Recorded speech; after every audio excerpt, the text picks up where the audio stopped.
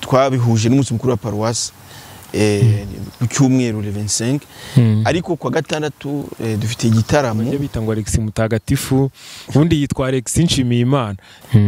Ngira mbaye ko nk'utubaga basarizani bwa mbere turabyishimiye ko n'umwana nyene amenyekana kujya ingabire bita ngo talent ura mwana we numva yuko twebwe twashira itara yahagaragara Ndiye byabyiza ku cyumwe kwa gatandatu tukaba hari wow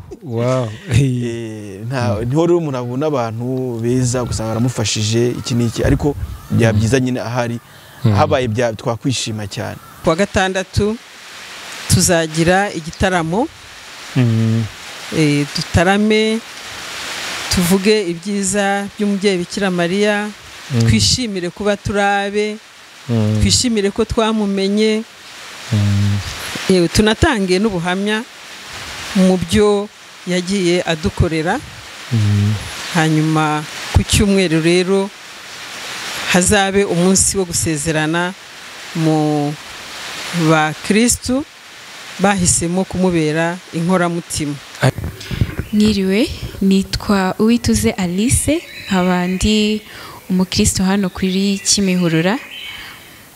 Nkabandi umwe mu banyamuryango ba Adima, ni umuryango w'inkoramutima za Bikira Mariya utabara abakristo. Ku cyumweru dufite umunsi mukuru, ni umunsi mukuru wacu wa Adima. Ku cyumweru tuzabigira isezerano. N'ubundi twari dusanzwe turi inkoramutima za Bikira Mariya, ariko ku cyumweru tuzabigira isezerano rya burundu. Tukaba twifuza inkunga y'amasengesho yanyu kugira ngo tuzakomeze nkuko tugiye kubisezerana, tugiye kubyemeza, dukomeze kuba inkoramutima za Bikira Mariya iteka ryose. Murakoze. Urakoze cyane Mipro. Amazina yanjye nitwa Munyaneza Jean Baptiste. Nkuko bivuze abamagarariye itsinda y'abaririmbyi bazakora igitaramo ejo bundi cya Veille Mariale ya Maria Auxiliatrice. Ni kwa gatandatu ku itariki 24 nkuko mwagiye mubigarukaho. Ku rwego rw'imiririmbire rero akaba ari rwo mvugaho. Tukaba twiteguye, hari itsinda ryiza ko hari nziza zadufasha gutarama mu ndirimbo cyane cyane z'umubyeyi Bikira Mariya, nkuko nyine zaba ari umunsi we Bikira Mariya umubyeyi utabara abakristo. Nshuti bakunzi ba Mipro Media, abakunzi ba Kiliziya Gatolika, umubyeyi wacu ari nayo operating system dukoreramo, abari mu Rwanda ndetse n'abadiaspora, mwese Kristo Yezu akuzwe. Gahunda murayizi ni Catholic Church Entertainment. Aka kanya rero ubu ngubu ndi ahantu muraza kuba mwahabonye muri introduction y'ikiganiro, hano hitwa kuri Kimihurura, ku bapadiri b'abasalesiane, kuri donc biragije Bikira Mariya umubyeyi utabara abakristo. Aho hantu kwa gatandatu no ku cyumweru hazabera ikintu gikomeye cyane. Hazabera igitaramo gikomeye cyane ndetse n'umunsi mukuru uzitabirwa na wa muhungu Alex Mutagatifu mukunda cyane. Rero murabizi ko ngomba kubabera ahantu hose Alex Mutagatifu ari.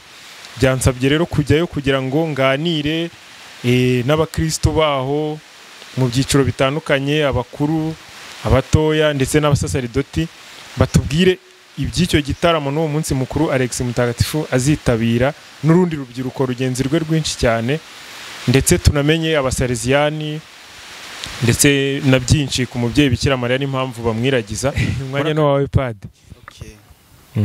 Izina ry'Imana Data na Mwana na Mutagatifu. Amina. Nyagasani Imana yacu, turagushimiye ko waturemye mu ishuri ryawe, turagushimiye ko watugize abavandimwe muri Kiliziya Gatolika, turagushimiye Nyagasani ko uduhora hafi kandi uduhaye n'umubyeyi Bikira Mariya kugira ngo haradutabara, tuba hafi kandi atubere urugero mu rugero rwacu rw'ukwemera. Komeze rero Nyagasani tuba hafi, utuyobora, tugutuye imitima yacu, ukomeze Nyagasani uyigarurira, tuyigusabye ku Yezu Kristo umwami wacu. Amen. izina ry'Imana Data na Mwana na Roho Mutagatifu amen. Pade, murakoze kudushyira imbere y'Imana. Ubwo kubera ko abantu benshi batakumenyereye kuri mikoro za Emi Pro Media, ubwo nyine wanatwibwira. Yego. Okay, nitwa Padiri Jean-Claude Asifiwe, kandi umupadiri w'umuryango w'Abasalesiani ba Mutagatifu Yohani Bosco, nkora ubutumwa ngaha Kimihurura kuri Paroisse ya Bikira Maruta y'Abakristu, kandi padiri wungirije. Manza ari ibyo ngibyo, kandi umupadiri ukuntu umubyeyi Bikira Mariya cyane. Ukuntu umubyeyi Bikira Mariya. Padi, ubwo nshingiye ku byo uvuze no muri internet navuze ko nasuye abapadiri b'Abasalesiani. Hari abantu bashobora kwibaza bati Abasalesiani bivuga iki, ko tumenyereye abapadiri babandi dusanga kuri paruwasi ngo padiri mukuru, ngo padiri muto, yenda za Saint Michel. Abasalesiani, Abadominikani, ibintu nk'ibyo bivuze iki? Abasalesiani bivuze iki? Ese ni nk'ishyaka riri muri kiliziya, bivuze iki? Yego. Ni congregation, n'umuryango w'abihaye Imana. Twa turi abamisiyoneri, twadukorera mu bihugu bitandukanye. Twashinzwe na Mutagatifu Yohani Bosco. Kubera iki yatwise Abasalesiani? Kubera ko Mutagatifu Yohani Bosco akiri muri seminari yigize gusoma, afashijwe n'umupadiri w'umuyobozi wa roho, yamuhaye ntuza igitabo cya Mutagatifu François de Sales. Yari umusenyeri w'Umufaransa, yagaragaje cyane cyane mu buzima bwe cyane cyane urukundo mu nyandiko. Bavuga yuko ni docteur de l'amour divin Mutagatifu François de Sales, kuko yari umuntu rwose yarangwa n'urukundo rudasanzwe, kandi akabyandika mu nyandiko ze. Bosco rero ko yifuzaga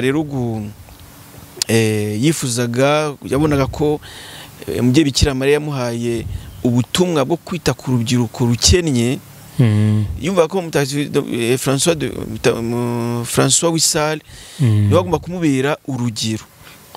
François de Sales atandukanye na François d'Assise. Ubwo Assise ni ahantu na Sales ni ahantu. Yego, de Sales, yego. Wow, yego. Niho rero yakora ko yamukundaga cyane, yavuze ngo nono bigeze cyo gushinga umuryango w'abihaye Imana, aho ngewe nzabita Abasalesiani. Nzabita Abasalesiani, ntabwo yashatse kuwiyitirira. Yego, ngewe nzabita. Ahubwo nanjye numva icyo bisobanuye, nuko nawe yabaye inspiré par uwo François de Sales. Yego. Wow. Nibyo ngibyo rero. Nibyo ndabikunze cyane. Ariko mbere yuko wenda tugera ku bindi byegeye hejuru cyane, watubwira ku Basalesiani hano mu Rwanda, aho mukorera, description d'Arota et d'Espace. Abasalesiani mu Rwanda. Abasalesiani mu Rwanda rero bagize no mu mwaka wa 1950, kuko hanga ku Kimihurura batangiye ubutumwa 1963. Hano turi. Yego, 1963 niho batangiye. Hanyuma hari ikigo cya Gatenga, ikigo cy'urubyiruko rwa Gatenga. Hariho Kabgayi, niho abasore bari mu rugendo rwo kuba Abasalesiani, niho bigira filozofi. Dufite urugo rurera abo basore ko bagiye filozofi muri seminari nkuru ya Kabgayi bagataha. Irango dufiteho paruwasi na novisia. Kugeza ubu ngubu rero niho turi mu Rwanda, mu ibyo bice nka bitatu. Dufite n'icyiciro gikuru maison provinciale irara hirya mu Kimihurura. Hanyuma i Burundi tuyize province. Abihaye Imana bagira ibya nkuko mu ba diocese, bango diocese. Twebwe rero muri wehe Imana dukunda kuvuga ngo province cyangwa se region. Akarere kacu rero ni kagizwe n'u Rwanda, Burundi na Uganda. Ni province imwe d'Afrique Granada. Ubwo ni nkuko twe twavuga ngo diocese irimo amaparuwasi, mwebwe ubwo province yanyu ubwo tuza province. Yego. Ubwo ni ibihugu bitatu. Yego. Muri Congo hari indi province, Afrique Centrale niyo yabyaye province turimo. kera ari Congo, Rwanda, Burundi. Iyo abasirikare babaye benshi rero cyangwa hakagaragara besoin yuko haba indi province, niko bigenda normalement. Ubwo ni ukuvuga ko hejuru ya province hari iki? Bon, dushaka kuvuga ngo hejuru ya province ni region. Yego. Twe region Afrika na Madagascar. Hanyuma rero hari ntuzari gouvernement mondial. Abakuru urwego rwa rw'isi rw'Abasaliziyani, mu Basaliziyani. Yego. Icyicaro kibahe? Kiba i Roma. I Roma? Yego. Nkuko na Kiliziya Gatolika bisanzwe ari i Roma. Twe tu maison généralice iba i Roma. Yego, umukuru wacu batamba mu directeur majeur, supérieur général. Yego, ari donc icyicaro gikuru kiri Roma. Yego. Mission mu gutangira wavuze ko yakundaga Don Bosco, yakundaga urubyiruko. Ubwo mission y'Abasaliziyani ni iyihe mission yabo? Mission y'Abasaliziyani rero ni éducation et évangélisation des jeunes. Kurira no kuevangeliza cyangwa se kwamaza inkuru nziza mu rubyiruko. Twe twibana cyane ku rubyiruko kuko nibo Don Bosco yatumweho mu buryo budasanzwe na Bikira Mariya. Mu nzozi yagize yango voilà ton champ de travail. Reba aho uzakorera mu rubyiruko, nubwo n'abantu bakuze, ariko umutima wacu uhora ugira ngo palpite ku rubyiruko, uterera mu rubyiruko. Yego. Hari akantu muri biologie bita ngo niche écologique. Kera niche écologique urabyibuka muri biologie? Niche écologique na ahantu buri kinyabuzima kigira ahantu kiba muri ecosysteme kikaba nyine kimeze neza kandi gifite na role kiri ku playing. Nk'urugero nk'ifi niche yayo ni mu mazi. Kandi bifite n'akamaro hafiti. Ntiyaza hano ku byatsi ngo ihabe yahita ipfa. Namwe niche écologique yanyu ni mu rubyiruko. Wow, ndabikunze. Ubwo aho ngaho tukiraho nahita nkubaza, wari wambwiye ko mu Rwanda mwatangiye muri 64 menya 1950 gutyo. Ko nera Rwesero, Petit Seminaire Rwesero yatangijwe n'Abasaliziyani. Saint Dominique Savio ya Rwesero. Uvuze gutyo nari ngiye kukubaza ngo ni ibiki mwagezeho nyine mu myaka yose mumaze guhera mu icyo 1950 yenda kugera ubu ngubu, ni ibiki mumaze kugeraho mu yenda mu byo mwiyemeje Don Bosco, ubutumwa yabahaye bwo kurera nyine ni gute duhe nk'ishusho y'uburyo mwabishyize mu bikorwa, uburyo bufatika cyane cyane hano mu Rwanda, kuko niho turi ibintu twaratira abantu ko hari n'ibintu biba bihari abantu bakagira ngo byarimejeje kandi ba nyirabyo ababikoze bahari ariko batabizi. Yego, wenda Kiliziya Gatolika ntabwo wenda imeze nka mentalite yo hanze aho burata ibintu, ariko hari ibintu byinshi, hari urubyiruko rwinshi uhura narwo rwabaye sauvé. Tuvuge nk'abajene babakene cyane, ugasanga yarakiriwe arishyurirwa amashuri, ugasanga yiriza imyuga runaka, ugasanga musanze nk'ahantu runaka akora muri kampanye ya guverinoma Abasaliziyani mwarakoze. Hari abantu benshi b'abancien de Don Bosco, wenda nibo bashobora gutanga iyo témoignage, ariko hari abantu benshi nk'umuntu w'igihanga ku Kimihurura nk'urugero, akagenda yumva yuko hano agomba gusezeranira ari anga ku Kimihurura. Nubwo yagiye kure gurya usanga gifite twe dufite style, uburyo turera urubyiruko nyonbo. Noneho bigatuma umujene nk'uko Don Bosco yabivugaga que le jeune se sente aimé. Donc ntago bikeneye gusa gukunda kuvuga ngo uramujene ndamukunda ariyo ndarukunda, ese we yumva yuko akunzwe nawe. Ntimuvuge ngo wowe ntuvuge ngo uri kubivuga gusa, ahubwo we arabifiringa. Yes, c'est ça. Padre, ko nari nishatse kukubaza ibikorwa byanyu. Hari ukuntu warutangiye uvuga ngo Petit Seminaire Rwesero n'urugero na hano nzi ko hano turi hafite ishuri ibintu nk'ibyo ahantu mufite ibikorwa nyine bishimangira bwa butumwa bwanyu aho mubikorera. Okay.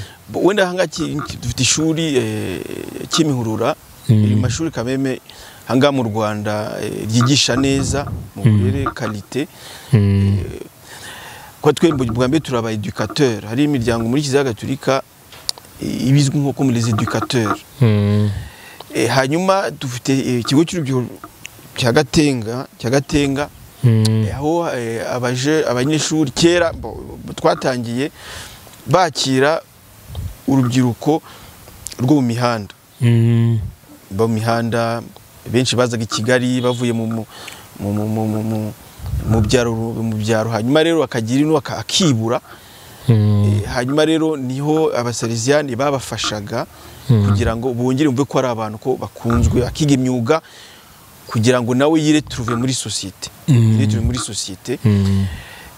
Hanyuma bugunda ibikorwa by'ubukamana, evangelisation, abakristo za misa zirasomwa nkuko ndi babikora. Hanyuma ikabwayi ni dufite no gufoma nyine abafaratiri bacu tuzabona nk'abasalesiani. Ndabazi bagenda ku magare biga muri philosophe ku rajyaga mbabona kera. Babita ngo nabasere muri ntuza. Butare rero naho dufite ikigo cy'urubyiruko kirimo kigamwe abantu abajene bakennye. Umva ko amashuri ya technique asaba ubufasha bwinshi cyane.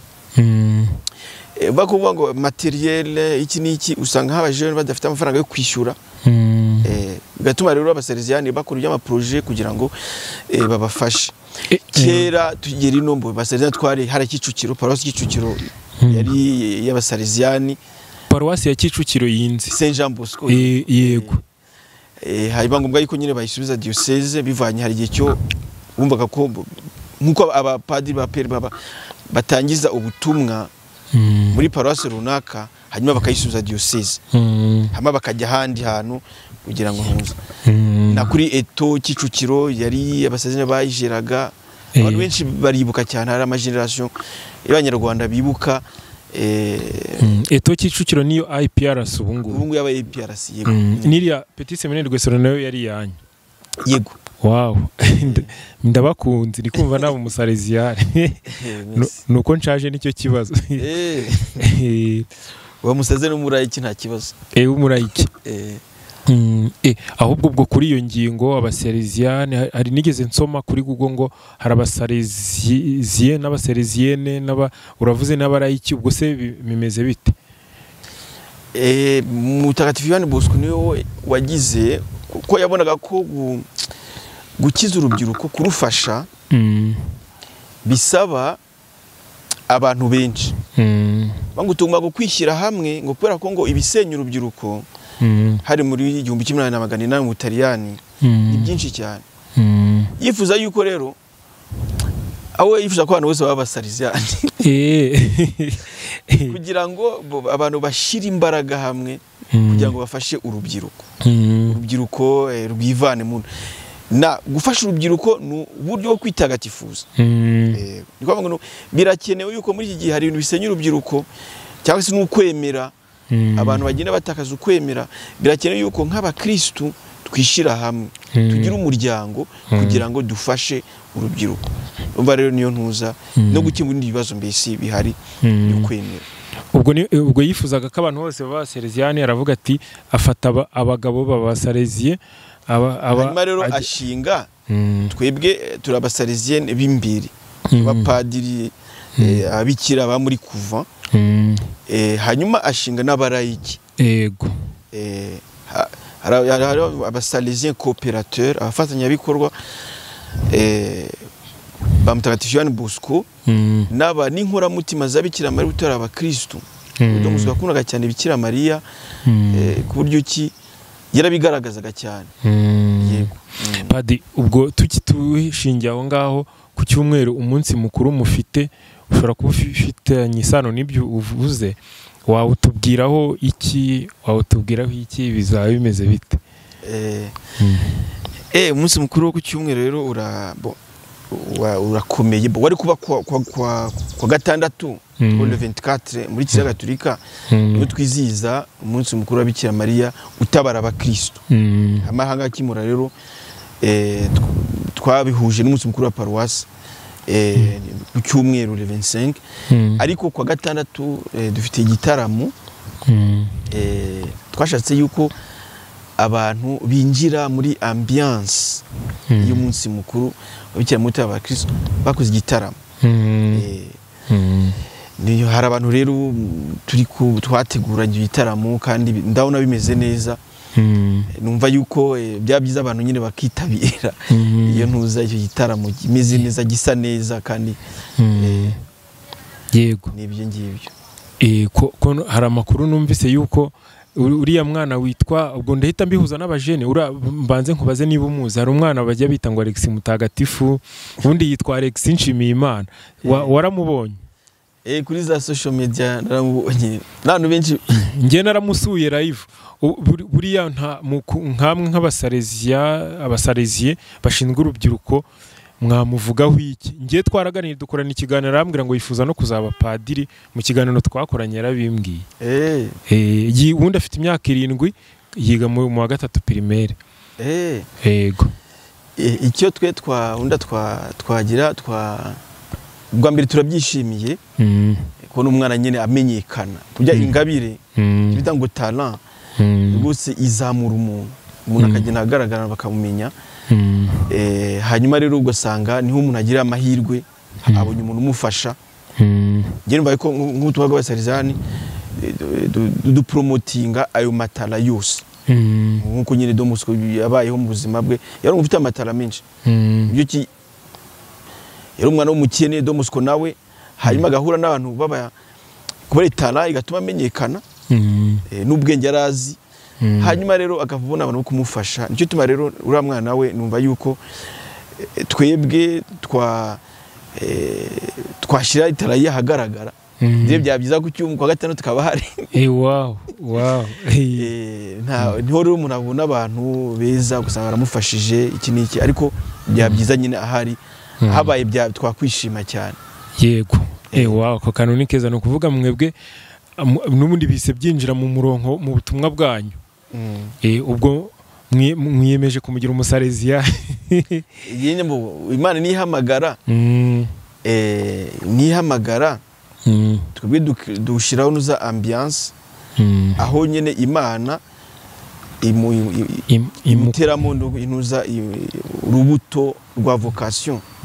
Ariko yumvise ko ari umuhamagara we kwa padiri byiza cyane vraiment no kubisabira twanamusabira nta kibazo. Hoya kuwa gatandatu azaba hibereye no ku cyumweru ahubwo menya atazataha. Ubwo ngubwo ndaza kumubwira ko mumwishimiye kuko nawe twari twavuganye ambwira ko yifuza kuza. Ndamubwira ko mumuhaye karibu. Antwara arakaza neza pe. Ari n'abantu bazishima kumubona. Yego kumubona no gusingiza Imana ko n'umwana akiri muto akunda Imana aririmbira Imana n'ikintu cyiza. Kwarena ubusomye buzima bw'abatagatifu babana usanga ari abantu rwose batumaga abantu bagira babatangarira kubera iyo ngabire Imana yabahaye ugasanga aramenyekanye. Ni byiza ariko n'umwana akiri muto yakunda Nyagasani yakunda Imana ni byiza pe byiza cyane. Wow. Alex Mutagatifu rwose ubwo butumwa araza kububona. Padi ubwo ariko reka tubanze tuvuge neza kuri uriya munsi burase ntago tuwurangire. Ngiye kukubaza kuki ino paruwasi mwayitiriye Bikira Mariya umubyeyi utabara abakristo. Auxiliatrice ni nabyo bivuga auxiliatrice. Ni nabyo bijyanye. Harabo twakoranye ikiganiro nkuko nabivuze muri introduction ko nagenganira n'abakristo bambwiye bazakora amasezerano ubwo nabajyanye nabo niyo gahunda. Yego. Ubwo nari ngiye kukubaza impamvu mwahisemo kuyitirira uwo mubyeyi. Nshaka no kubaza aho bihure na Don Bosco ariko byo wagisubije bambwiye ko ubwo butumwa ngo Bikira Mariya yabumuhaye kera ni nawe wamusabye no kwita ku rubyiruko. Yego. Twabyise iparoso twahise Bikira Mariya y'abakristu kubera ko abihaye Imana cyangwa muri kiliziya hari ibyo mwumva bavuga ngo spiritualite, uburyo abantu bitagatifuza, uburyo abatagatifu bagiye bashinga imiryango y'abihaye Imana hanyuma bagatanga umurongo wo kwitagatifuza. Yego, mu byo rero Don Bosco yaraze cyane abasalesiani, yabaraze mu bye Bikira Mariya utabara abakristo, bavuga rwose igihe cyose muzamukunda mukamwiyambaza umuryango w'abasalesiani uzera imbuto nyinshi. Kandi no mu buzima bwe Bikira Mariya yaramugubutse, yaramutabaye cyane, ku buryo Bikira Mariya yameze nk'urumuri rumuyobora pe, muri stress, mu bibazo byanyuragamo n'amafaranga byo kuyoboka kuri urubyiruko rukennye, urarugaburira iki? Rukuziye ibibazo besoins rufite, ubona we ko yari vocation ye, yari umuhamagaro we, yumvaga afite n'umutima urukundo rudasanzwe rukunda urubyiruko rukennye. Ariko rero yakunda kuba confronté n'ikibazo cy'amafaranga n'abantu kumufasha. Ntantu bamurwanyaga, hari ikibazo cy'abaprotesta par exemple muri Turin mu Taliyani, ku buryo hari uburyo binshi bamuteraga kumubuza kwigisha kwandika ku mubyeyi Bikira Mariya, kubera afite uburyo yandikaga journal cyangwa se ibinyamakuru Don Bosco byasenyaga ubuyobe nyine abaprotesta bagiraga bakwirakwizaga. Don Bosco yakorana n'ibitangaza, yahawe ingabire nyine bigatuma rero ubuyobe bugira busenywa. Ibyo rero bigatuma rero haba ikintu mu Gifaransa ni animosité, abantu bose bakamwanga kumurwanya. Ariko Bikira Mariya yaramugobokaga cyane mu bimenyetso byinshi. Nibavuze rero mwebwire mu Bikira Mariya mujye mumukunda pe. Nabyumva. Natwe rero hangaha ni muri iyo ntuza rero, muri iyo spiritualite byo twarazwe na Don Bosco, tugerageza gushishikariza abantu kumukunda. Yego. Padi, mu minsi yashize kiliziya yari ifite umushumba, nubwo nibagere ko kukubaza uburyo mukorana, wambwiye ko headquarter ya nyiri Roma, nashatse mbere ko nkubaza iki kibazo, uburyo mukorana na kiliziya y'inyobozi, mukorana gute? Urumva ntago amabwiriza mugenderaho hari aho ahuriye n'ayo abapadiri b'abadiyoseze bagenderaho, cyangwa mukorana gute? Hari turi muri kiliziya, kandi papa niwe umusimbura wa Petero. Abihaye Imana wenda muri ntuza muri tugiye mu mateka, abihaye Imana ni abantu bavutse muri Kiliziya Gatolika kuko bifuzaga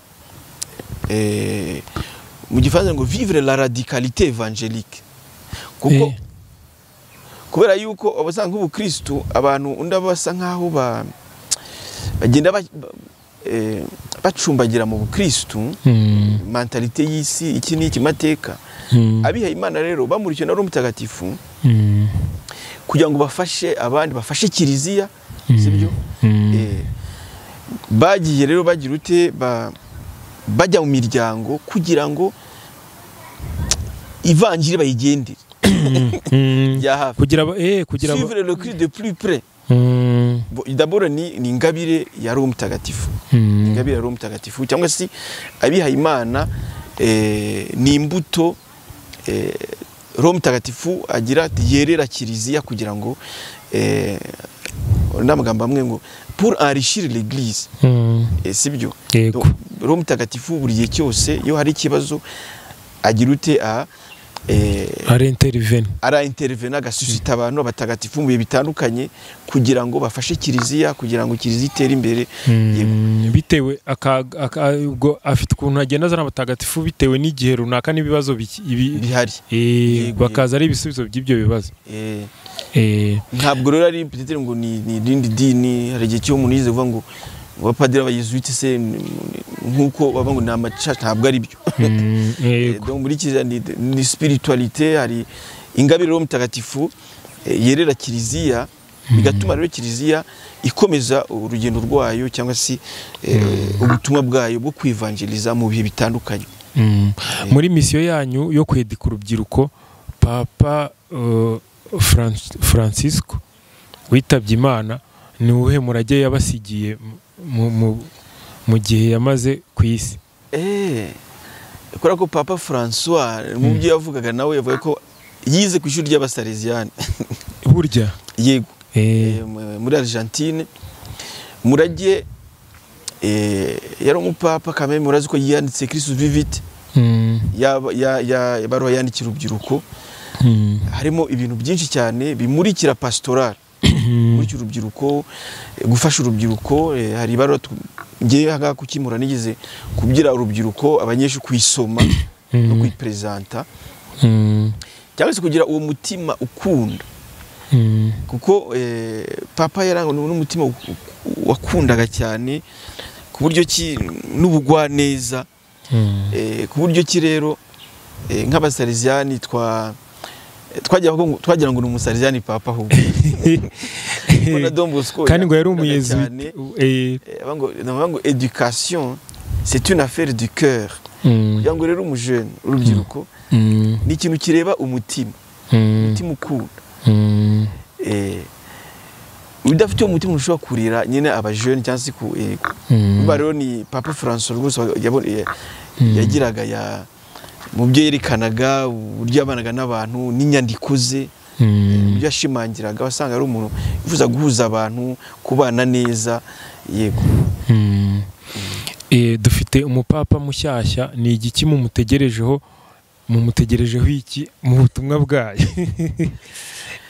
Ubutumwa bwacu, umupapa wese urumva ko umupapa wese aba afite ingabire idasanzwe.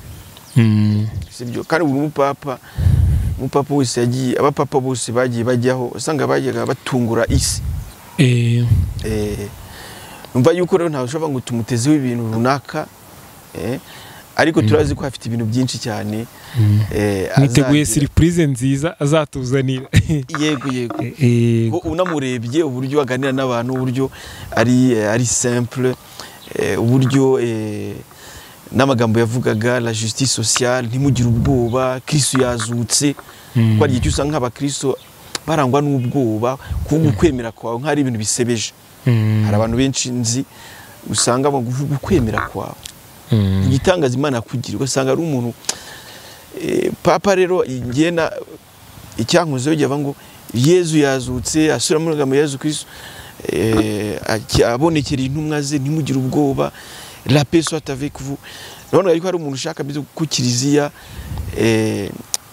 abantu bari mu kiliziya gatolika bati yabarangwa n'ubwoba, ako garagaza ukwemera kwawe kandi ukwishimira. Yego. Wow. Padi tugana ku muso muri no minsi kubijyanye n'ubundi n'ubutumwa no gusenga muri rusange, hari ibintu byagiye biba nk'insengero zimwe zigahagarikwa, ndetse n'ejo bundi hari ibaruwa RGB yasohoye yuko kwa Yezu Nyirimpuhwe bahagaritse by'agateganyo. Nk'abihaye Imana mwabyakiriye mute? Bisobanuye iki mu butumwa bwanyu? Nk'abihaye Imana rero byaratubabaje nk'abandi. Gitondo nabonye video, nabonye Padiri Eugène, provincial wa Palotin. Ubwo Palotin bo bakuru ubutumwa bw'abahara kuri Yezu Nyirimpuhwe, ahumuriza abakristo, ahumuriza abakristo, ahubwo nyine abasaba ku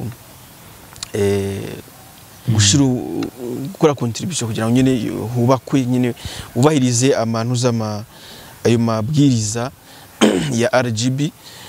Numva yuko nk'umukristo kameme umuntu utungwa n'isengesho, ubutungwa n'ijambo ry'Imana. Sibyo kuvuga ngo voilà birarangiye cyangwa ndi maporose afunze, bako ni muri sentiment y'abantu bose ntago bishimye. Abakristo nka cyagiye no muri covid no nimaze ko Imana imfiti ariyo itunze ubuzima bwanjye, kuba ko aho njya kwitagatifuriza hafunzwe ntabwo nakwishima.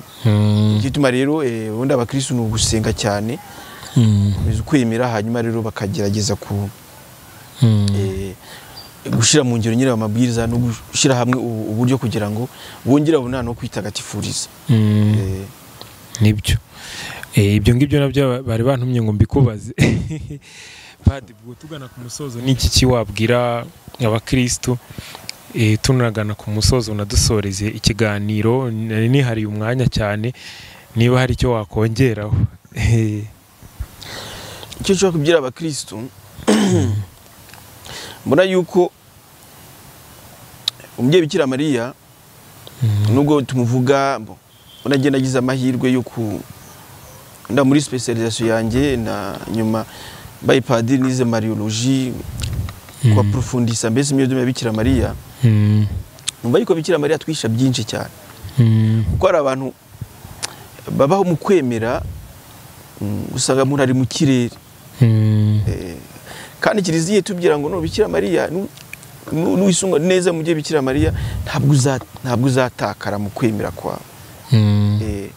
Numva yuko Bikira Mariya byaba byiza gahora bugiye cyose atuyobora, uzi Nyagasani Yezu Kristo neza, babaye na Yezu Kristo neza, bigatuma rero umuntu abaho mu kwemera neza cyane. Tuzi ko Bikira Mariya ntabwo yigize abeshya Imana,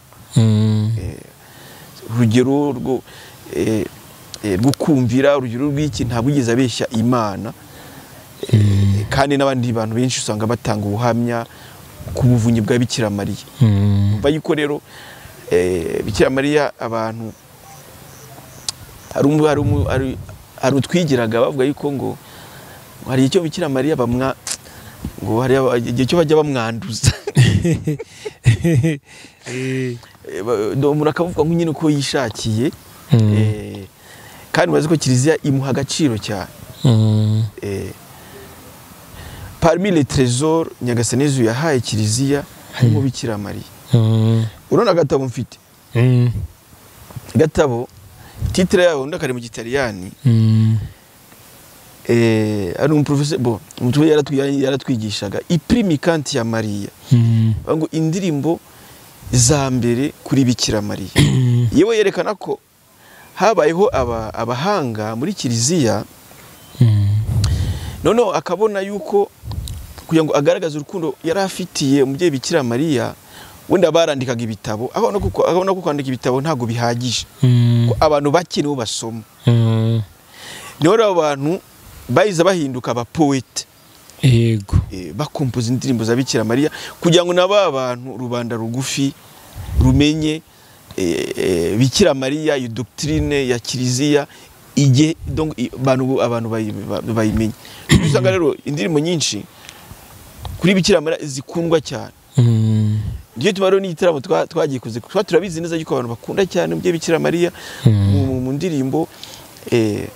Nibyo rero nshishikarize n'abantu benshi kugira ngo bitabire.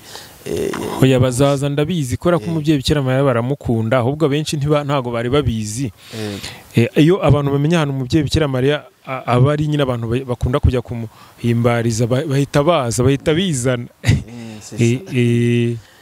Wewe Padi, murakoze rero. Ku cyumweru nanjye nzaba mpari, kandi abakunzi ba Pro Media, abantu mwese 140 mwasubscribinze, nibura nk'ibihumbi 15 tuzahurire hano ku Basalesiani ku cyumweru, tuze rwose guhimbaza uwo mubyeyi wacu Bikira Mariya watubyariye jambo, ariko akaba n'umubyeyi wacu twese, cyane cyane urubyiruko, nkuko biri no mu nshingano z'abapadiri bacu Abasalesiani. Padi, murakoze cyane. Na murakoze cyane, ndabashimye. Yego. Nshuti bakunzi ba Pro Media, abakunzi ba Kiliziya Gatolika, umubyeyi wacu ari nayo operating system dukoreramo, abari mu Rwanda ndetse n'abadiaspora, mwese Kristo Yezu akuzwe. Gahunda murayizi ni Catholic Church Entertainment. Aka kanya rero ubu ngubu ndi ahantu muraza kuba mwahabonye muri introduction y'ikiganiro, hano hitwa kuri Kimihurura, ku bapadiri b'Abasalesiani donc biragije Bikira Mariya umubyeyi utabara abakristo. Aho hantu kuwa gatandatu no ku cyumweru hazabera ikintu gikomeye cyane, hazabera igitaramo gikomeye cyane ndetse n'umunsi mukuru uzitabirwa na wa muhungu Alex Mutagatifu mukunda cyane. Rero murabizi ko ngomba kubabera ahantu hose Alex Mutagatifu ari.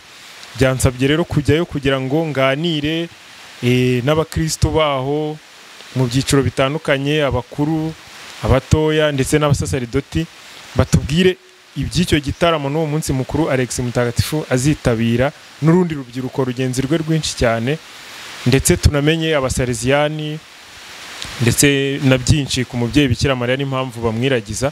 Muri akanya rero ndi kumwe n'umumama mwiza cyane, muri kumubona, reka tumuhe umwanya adusuhuze ariko anadushyira imbere y'Imana. Umwanya ni wawe.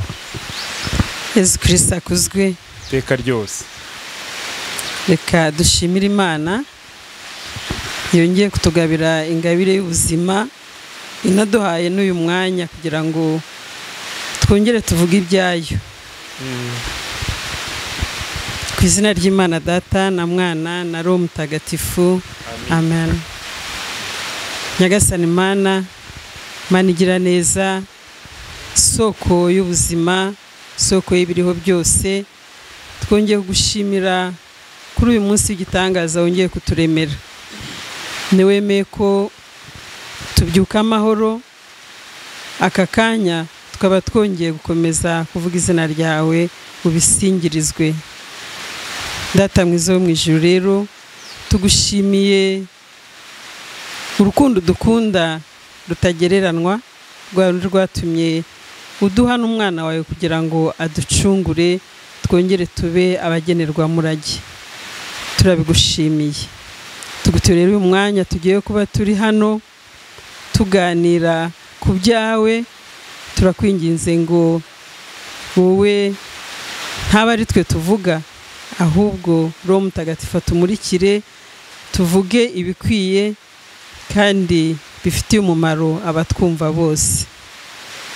Urakoze dawe mubyeyi Bikira Mariya, turakwinginze ngo nk'umubyeyi mu bana nawe uze ubana natwe.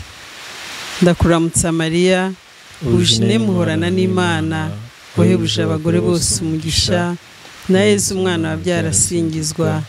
Mariya Mutagatifu umubyeyi w'Imana, urajya udusabira tw'abanyabyaha kuri ubu n'igihe tuzapfira, amen.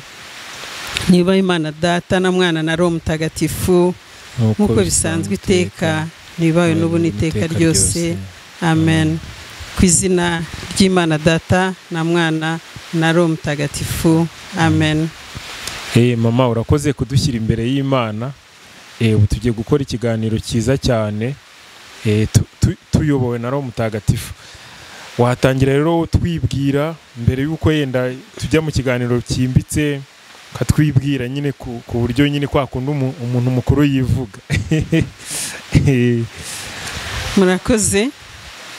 Nitwa Uwimbabazi Pelagie, ndi umubyeyi, ndubatse,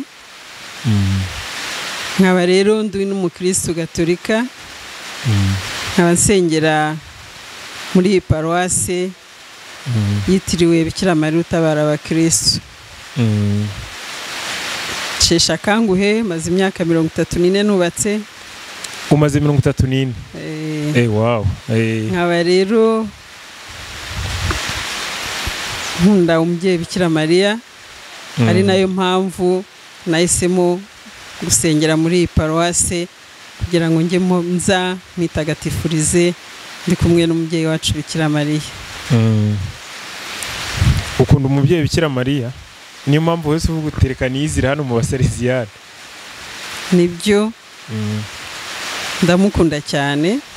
Ariko mama, Pelagie wabanza ukadusobanurira, hari abantu benshi bagiye kwibaza ngo abasaleziyani n'abaki.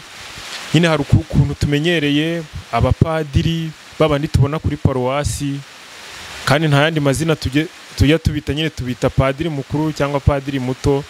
Abasaleziyani nyine bivuze iki? Hari abantu bagiye gukurikira kino kiganiro kandi bazahita baza no kwitabira igitaramo tugiye kuba dushaka kubashishikariza kwitabira ariko batazi abasaleziyani bivuze iki?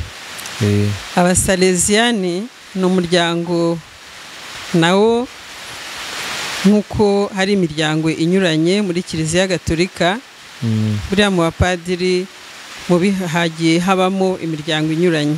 Mu basaleziyani rero nabo ni umuryango umwe muri iyo ngiyo, ariko devotion yabo ikaba ikomoka kuri Don Bosco.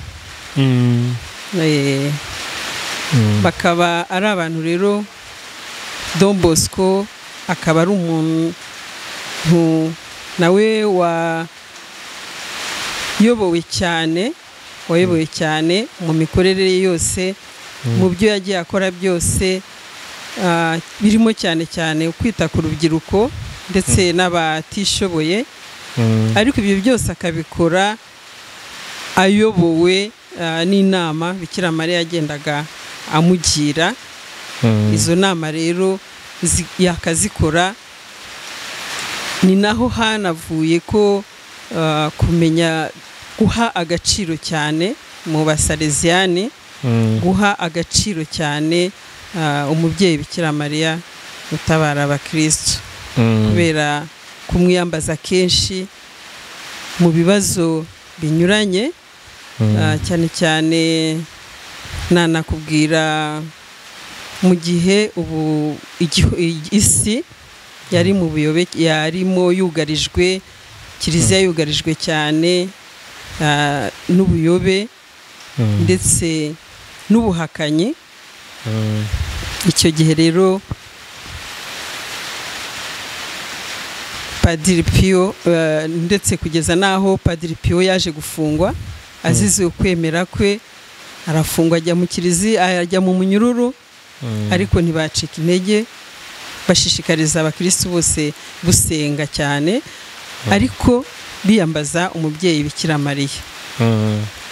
Nyuma afunguwe baza guhuza n'ibyo Don Bosco nawe yagiye ayoborwamo nawe, aba ari naho baje guhamya neza ko Bikira Mariya atabara abakristo.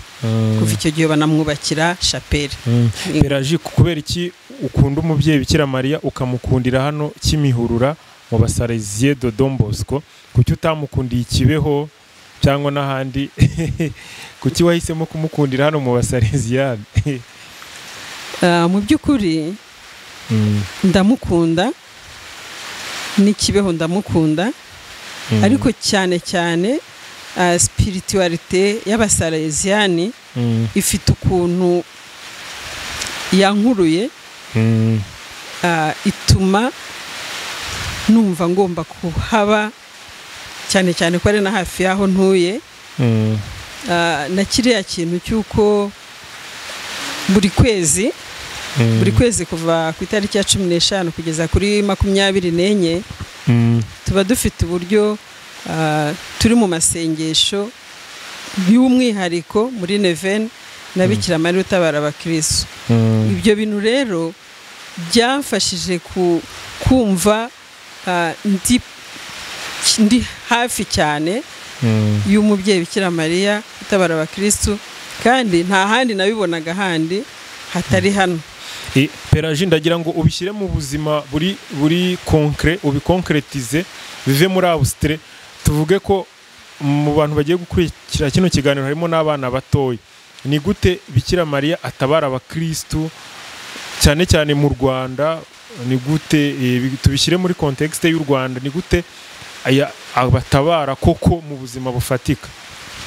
Urakoze. Mu buzima bufatika Bikira Mariya atabara abakristo ku muntu wese umwiyambaje. Mu kibazo cyose umuntu agira, iyo umwiyambaje, kumwiyambaza ni mu masengesho ya rozari, ubundi nibyo tuvuga ko mwiyambaza cyane cyane, ariko tukanabikora tumwizeye, twizeye ko ibyo turimo dukora tubyizeye kandi tubyemera ko ibyo bintu ari byo.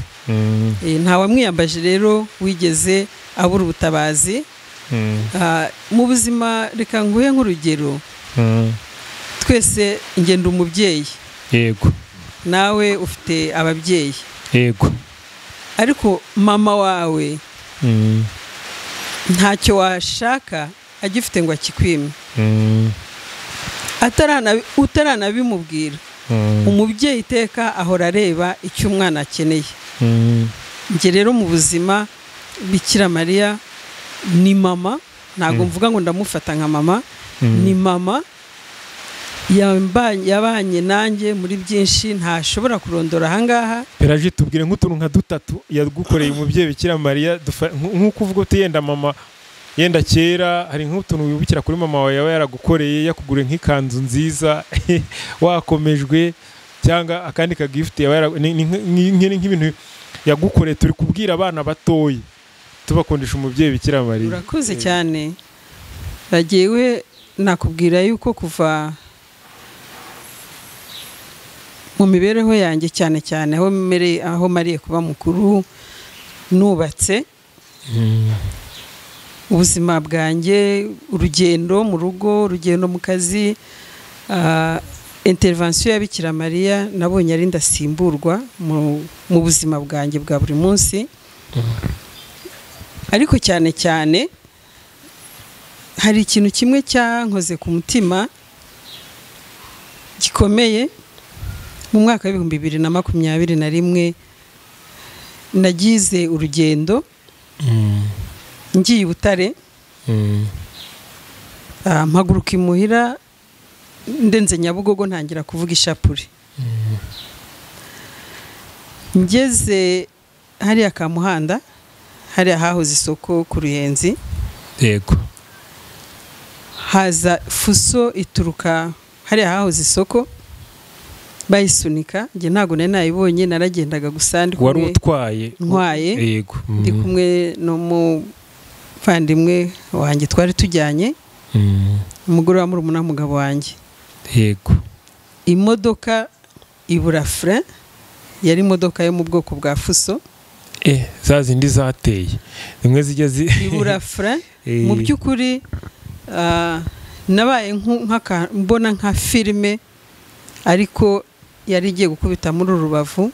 Uko nakavugaga ishapure, numvise ari nk'umuntu ugize utya aterura imodoka ayigiza imbere, ya fuso inkubita pare-choc ihita igenda. Mukuri nahise mbona ko ari ubutabazi bukomeye, kuko nanjye ntago nabyiyumvishije. N'uburyo nabyumvise, numvise ari nk'umuntu unteruye, kwa kundi umubyeyi abona umwana agiye kugwa agahita aza akamuterura akamuramira. Nabonye ari ubutabazi bukomeye uko bw'umubyeyi Bikira Mariya. Umubyeyi Bikira Mariya, cyane cyane ko nagendaga tuvuga ishapure. Ubwo icyo gihe cyahise cyo gikomeza kiratontoma. Yarakomeje irahorera igepfiyo. Imodoka ntago nigeze nanyeganyega, nagumye hamwe ndahagarara, sinakomeretse, n'imodoka ntabwo yononekeye cyane. Ubwo butabazi rero bwanyeretse ko Bikira Mariya iyo muri kumwe uba uri mu gishura cye. Hari n'ibindi uzumva mu buhamya bundi. Umubyeyi utabara abababaye, utabara abakristo. Yego, yego. Wow, urumva ko ufite fact mu buzima bwawe cyane. Nizere ko na bene data batemera umubyeyi wacu. Mu minsi yashize ari ibiganiro nagiye nkora n'umupadiri witwa Tofili, ndamusuhuje, tuvuga kuri Bibiane Imana ishimwe, nawe hari ibyo atemeraga. Ibi biba bimfashije kubona fact z'uko umubyeyi Bikira Mariya akora mu buzima buri Rio. Arakora cyane, kuko nk'umubyeyi jewe ndanabyumva cyane. Yego. Umwana iyo aguye akarira mutanari kumwe, ijwi rye wumva risa naho uryumvise, ugahita umenya ko umwana hari icyo abaye. Ibyo bintu rero mbigereranya n'umubyeyi wacu Bikira Mariya, kuko igihe cyose hagize ikimbabaza nkapfukama nkamubwira kiriya kintu kirambabaje mama, kirakemuka. Ariko nanabishyira no mu buzima busanzwe, nanjye nareba imibaniro yanjye n'abana banjye nkumva ntashidikanya ko ibyo bintu bikoreka, abikora nk'uko nanjye mbikora no ku bana banjye. Indi kese naguha ni uko hari igihe duhura n'imbogamizi mu buzima busanzwe, ariko iminsi yose nyifatiye amasengesho, kandi amasengesho mfata ni aya noveni ya Bikira Mariya. Ntabwo rero ndayirangiza iyo noveni ngo icyari kinyugarije gikomeze kuhaba. Wow, ndabikunze cyane rwose. Nizere ko na bene data baraza kumva kino kiganiro batemera umubyeyi Bikira Mariya, bumva ko Bikira Mariya koko aza mu buzima bwacu bufatika akadufasha, atari mu kwemera gusa. Peragide, yenda tugarutse ku basereziyani gato, abasereziyani ba hano bakorera hano Kimihurura, ni ibihe bikorwa bifatika bamariye communauté hano twaratira abandi, donc tubamamaze tubakundisha abandi? Ni ibihe bikorwa bifatika bakora bafatanyije namwe? Mwakoze. Hano haba abasalesiani, hari abapadiri, hari abafrere, hari ababikira yego bo mu muryango w'abasalesiani bafatanya ubutumwa, hari abalayike ari bo basalesien coopérateur, hakaba rero n'undi muryango Association de Marie Auxiliatrice urimo uratangira, ngira ngo no ku cyumweru bazasezerana. Abo bantu bose rero bafatanyiriza hamwe guteza imbere cyane cyane ikintu mbona navuga ni imibanire myiza mu miryango, kuko abasalesiani bafite n'umwihariko w'uko babaho nk'abari mu muryango. Imibanire yabo ibimeze nko kuba mu muryango koko, ku buryo n'abo balayike babamo ahangaha biyumva nk'abantu bari mu muryango, kandi iyo batashye barabitahana. Numva rero ari ikintu gikomeye. Ikindi ni uko aba bita cyane ku rubyiruko, batanatoranyije ngo bavuge ngo abangaba wenda nabishoboye, aba ntibishoboye. Urubyiruko ruje rubagana rwose rufashwa uko ruri, ndetse n'abashoboye bagashishikarizwa gufasha abatishoboye. Hano bakunda kuyita kuri fake. Rino shuri naryo ni ry'abasalesiani? Ni ry'abasalesiye, yego. Kandi ryigamo ikindi kintu gusa, ikindi cy'umwihariko umuntu yabivugaho nuko bateza imbere cyane imikino mu rubyiruko, ari naho abana bageragereza kugaragariza impano zabo za talent, ndetse bikanabafasha no mu mibanire mu buzima bwabo. Mu bintu byankuruye bigatuma nifuza kuganira nawe n'abandi turaza kuganira, nuko hari umunsi mukuru mufite ku cyumweru. Uwo munsi mukuru witwa ngo iki? Insanganyamatsiko ivuga ngo iki? Urakoze. Ku cyumweru koko dufite umunsi mukuru ukomeye. Ni umunsi mukuru, azaba ari tariki 25, ariko kuri 24 nk'uko nabigarutseho buri kwezi ubundi twizihiza umunsi mukuru wa Bikira Mariya utabara abakristo. Ariko by'umwihariko kuri 24 z'ukwezi kwa gatanu ni umunsi mpuzamahanga wa Bikira Mariya utabara abakristo. Akaba rero ari nawo kiliziya yacu yisunze, yitiriwe. Niyo mpamvu rero kuwa gatandatu tuzagira igitaramo, dutarame, tuvuge ibyiza by'umubyeyi Bikira Mariya, twishimire kuba turabe, twishimire ko twamumenye, tunatange n'ubuhamya mu byo yagiye adukorera. Hanyuma ku cyumweru rero hazabe umunsi wo gusezerana mu bakristu bahisemo kumubera inkoramutima. hari n'abazasezerana. Hari abazasezerana aribo bitwa ADMA, Association de Marie Auxiliatrice, cyangwa umuryango w'inkoramutima za Bikira Mariya. Peragine, gira nk'ijambo tugana ku musozo uvuga uri gutumira abantu rero ubakundisha uwo munsi w'umukuru wo ku cyumweru wa Bikira Mariya umubyeyi utabara abakristo. Urakoze. Utumira abantu batandukanye. Abantu bose nababwira yuko uhereye kuwa gatandatu, kuva kuwa gatandatu saa 9 tuzaba turi hano, tubanze twiyambaze impuhwe za Nyagasani, tuvuge rozari, hanyuma dukurikizeho gutaramira byimbitse umubyeyi Bikira Mariya. Bizatangira ku yesa. Mu by'ukuri saa 9 hazaba ishapure yo kwiyambaza impuhwe za Nyagasani, dukomerezeho rozari, ariko saa 11 n'igice kuko hazabaho n'umutambagiro na Bikira Mariya tumutambagirane. Saa 11 n'igice rero habanzirize igitambo cya misa, hanyuma dutarame, habemo n'ubuhamya, abantu bavuge ibyo bakesha umubyeyi Bikira Mariya utabara abakristo, hanyuma twishimane, niturangiza tunasangire ibyiza Imana yaduhaye. No gusangira bizaba birimo. Tuzasangira. Nzaba mpari na.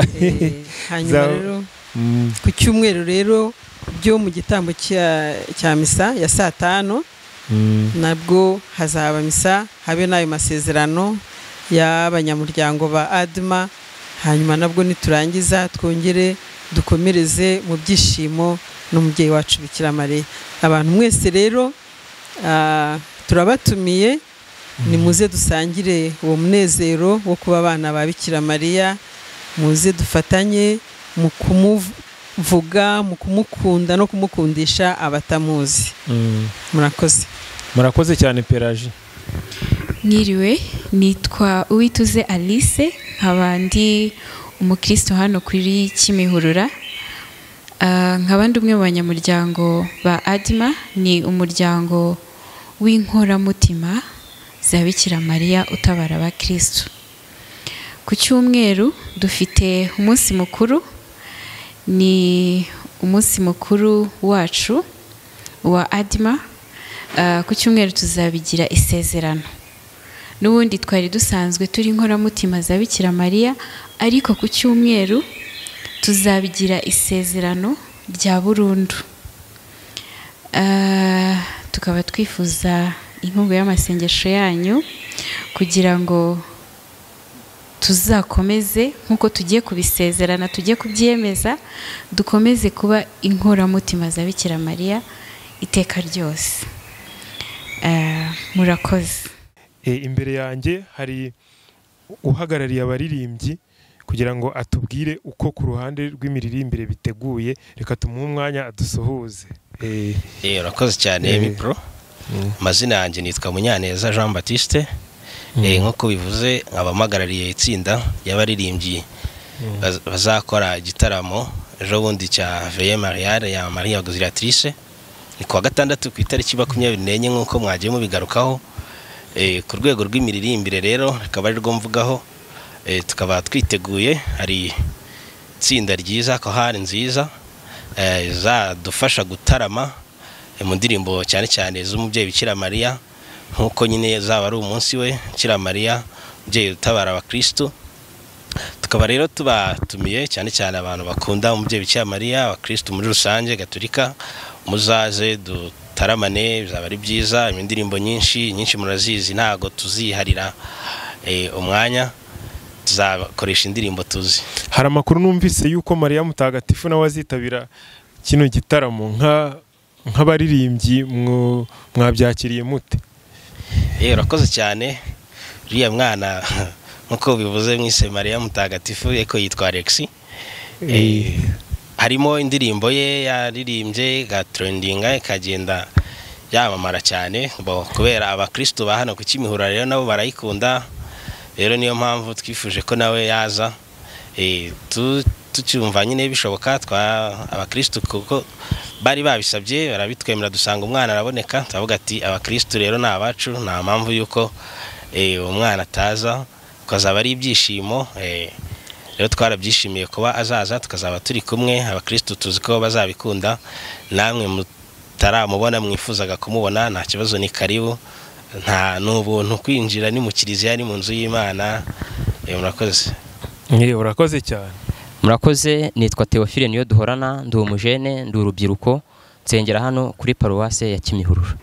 Uyu mugoroba rero nejejwe no kubatumira mu munsi mukuru wacu dufite nka paruwase wo kwizihiza Bikira Mariya utabara abakristo nk'umwe mu bo twisunze. Rero ibirori nyirizina bizaba ku itariki ya 25, bizabanzirizwa n'igitaramo ku itariki ya 24 kizatangira isaa 11:30 za nimugoroba. Turabatumiye rero, ntihazagire ucikwa rero hano ku Kimihurura. Ni amahoro, murakaza neza, murisanga.